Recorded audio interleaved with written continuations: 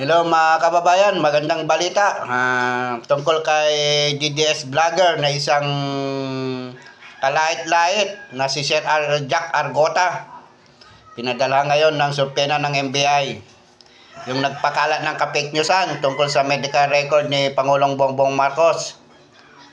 Alam mo naman na yung medical record na yan, alam mo naman pag pinakalat mo ka-fake newsan, talaga may paglalagyan ka, Jack Argota.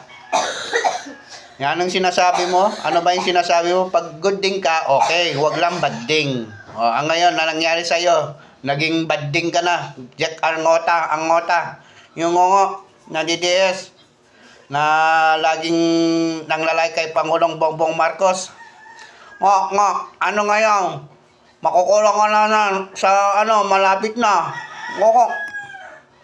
Yan lang masasabi ko kay Sir Jack Argota na kalait-lait.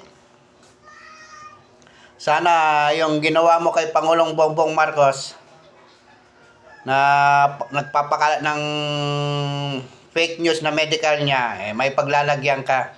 Sana dun sa paglalagyan mo, mananahimik ka na.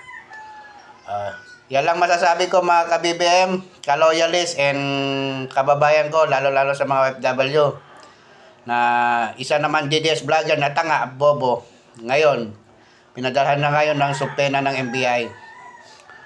May paglalagyan na ngayon si Sir Argota ngayon. Yung badding na LGBTQ na mahilig manlait. Na kalait-lait na may itsura. Yan lang masasabi ko. Magandang umaga and God bless sa atin lahat.